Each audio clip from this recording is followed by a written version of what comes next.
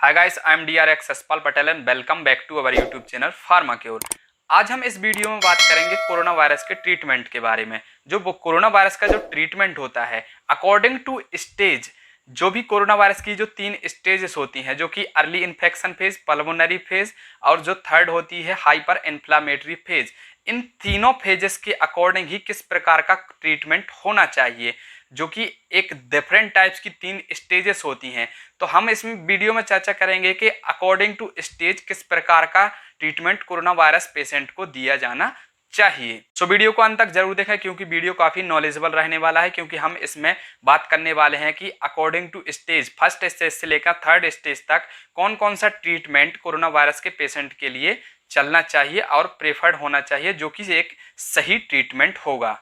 तो first stage की तरफ चलते हैं। फर्स्ट स्टेज होती है अर्ली इन्फेक्शन फेज। इसमें क्या होता है कि जो सिम्टम्स होते हैं वो है माइल्ड सिम्टम्स होते हैं, एसिम्प्टोमेटिक कंडीशंस में होता है patient. Mild to moderate symptoms होते हैं, या हम कह सकते हैं कि एसिम्प्टोमेटिक कंडीशन में होता है पेशेंट, या हम कह सकते हैं कि कंफ्यूजन कंडीशन में होता है पेशेंट। इसमें फ्लू लाइक सिम्टम्स देखने को मिल सकते हैं, जैसे कि गला खराब होना, छींक आना, थोड़ी सी नाक बहना या फिर हल्का बुखार आना, ऐसे फ्लू लाइक सिम्टम्स देखने को मिल सकते हैं। तो इसमें यदि हम ट्रीटमेंट की बात करें तो यह फर्स्ट स्टेज में हम या तो प्लाज्मा थेरेपी दे सकते हैं, रेमडेसिविर दे सकते हैं, फेविपिराविर दे सकते हैं और एंटीवायरल ड्रग्स दे सकते हैं। ये ड्रग्स क्या करती हैं? वायरल रेप्लिकेशन को रोकती हैं। तो जो कि फर्स्ट जो स्टेज होती है, इसमें क्या होता है, वायरस जो होता है रेप्लिकेट करता है, अपने आप को रेप्लिकेट करता है, अपने आप को ऊंचा करता है, बड़ा दूसरी स्टेज में जाने के लिए अपने आप को तैयार करता है।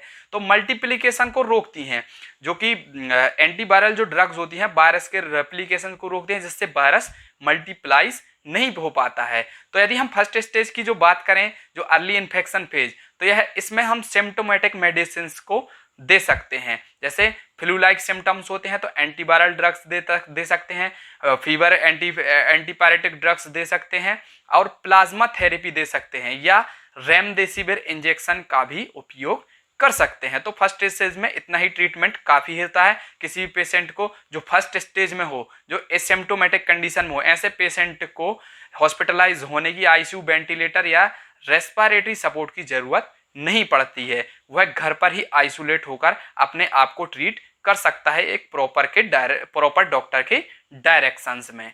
अब हम बात करते हैं सेकेंड स्टेज की, मींस पल्मोनरी इन्फेक्शन फेज। यह जो फेज होती है, इसमें क्या होता है, प्राइमरी रेस्पिरेटरी सिम्टम्स देखने को मिलने लगते हैं, मींस ब्लड क्लॉट्स फॉर्मेशन होगा और जो रेस्पिरेटरी ट्रैक्स होगी वह ब्लॉकेज होने लगेगी, जिसकी वजह से परसिस्टेंस कफ होगा और ऑक्सीजन लेवल डिक्रीज होने लगता है। और ऑक्सीजन लेवल डिक्रीज किसकी वजह से होता है? क्योंकि जो सेकंड पल्मोनरी फेज होती है, इसमें क्या होता है, ब्लड क्लॉट्स का फॉर्मेशन होता है। तो इसमें जो होगा, जो फर्स्ट स्टेज में जो ड्रग्स दी जा रही थी, जो कि एंटीवायरल ड्रग थी या रेमडेसिविर थी या प्लाज्मा थेरेपी थी, वो भी सारी ड्रग्स या प्लाज्मा थेरेपी, रेमडेसिविर भी सेकंड स्टेज में चल सकती हैं। लेकिन जो एक्स्ट्रा जो मेडिसिन हैं वह हम एंटी क्लॉटिंग ड्रग्स इसमें देंगे, ताकि ब्लड का क्लॉट का फॉर्मेशन ना हो और ब्लड क्लॉट्स ना बने, जिसकी वजह से ऑक्सीजन लेवल डिक्रीज ना हो और स्ट्रोक या हार्ट अटैक की कंडीशन ना बने। तो हमें से यदि हम इसमें बात करें तो एंटी क्लॉटिंग ड्रग्स दे सकते हैं। फर्स्ट स्टेज में वाली जो ड्रग्स हैं वो सारी इसमें यूज होंगी, लेकिन हम इसमें यदि हम एक्स्ट्रा बात करें तो एंटी क्लॉटिंग ड्रग्स दे सकते हैं, लाइक हेपेरिन या टिश्यू प्लाज्मिनोजन ड्रग्स दे सकते हैं, ये भी हेपेरिन में आता है। या हम कहें कि जो ड्रग्स स्ट्रोक में उपयोग की जाती है, मीन एंटी क्लॉटिंग ड्रग्स, जो कि ब्लड क्लॉट्स के फॉर्मेशन को रोकें, ब्लड का थक्का ना जमने दें, ऐसी ड्रग्स को हम इसमें उपयोग कर सकते हैं। यदि हम एग्जाम्पल के तौर पर देखें तो एनॉक्सापेरिन, जिसमें ब्रांड नेम से यदि हम मार्केट में बात करें तो एनॉक्साट्रॉय नाम से मार्केट में आता है, उसमें एनॉक्सापेरिन होता है, जो कि एक ब्लड क्लॉट्स के फॉर्मेशन को रोकता है। अब बात करते हैं थर्ड फेज की, हाइपर इन्फ्लामेटरी फेज। यह जो फेज होती है बहुत ही रिस्की और सीवियर फेज होती है, क्योंकि इसमें ऐसा होता है कि हमारा जो इम्यून सिस्टम होता है वह स्ट्रांगली अफेक्ट हो जाता है कोरोना वायरस से। बहुत ज़्यादा इन्फ्लामेशन हो जाता है, जिसकी वजह से जो हमारा इम्यून सिस्टम होता है वो है अपने ही ऑर्गन्स को, बॉडी के ऑर्गन्स को डैमेज करने लगता है।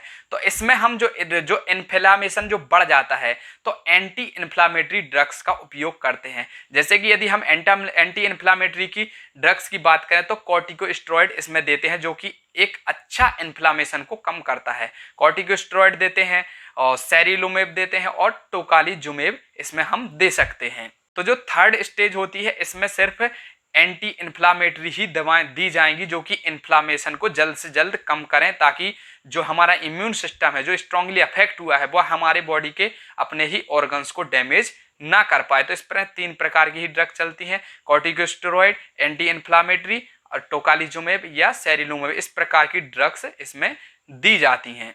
तो ये तो कोरोना वायरस का जनरल ट्रीटमेंट हो गया अकॉर्डिंग टू स्टेज। लेकिन आपके लिए सबसे इंपॉर्टेंट बात ये भी बता दूं कि टाइम टू टाइम यह ट्रीटमेंट बदल भी सकता है, अकॉर्डिंग टू चॉइस भी हो सकता है ट्रीटमेंट। कोई भी पेशेंट हो तो उसमें यदि कोई पहले से ही ज्यादा सिम्टम्स दिखने लगे, पहले ही स्टेज में वह सीवियर हो जाए, तो थर्ड वाला ट्रीटमेंट भी चल सकता है। या फिर कोई पेशेंट ऐसा है जिसको सेकंड स्टेज में, फर्स्ट स्टेज उतना स्ट्रांगली ना दिखे, वह सेकंड स्टेज में पहुंच जाए, तो फर्स्ट स्टेज वाला ना चल के उसे डायरेक्टली सेकंड स्टेज वाला ट्रीटमेंट चल सकता है या डायरेक्टली थर्ड स्टेज वाला ट्रीटमेंट चल सकता है। तो ऐसा जरूरी नहीं है कि कोई पेशेंट है वो जो फर्स्ट स्टेज में ही हो, वह सेकंड स्टेज में भी हो सकता है वो थर्ड स्टेज में चला जाए।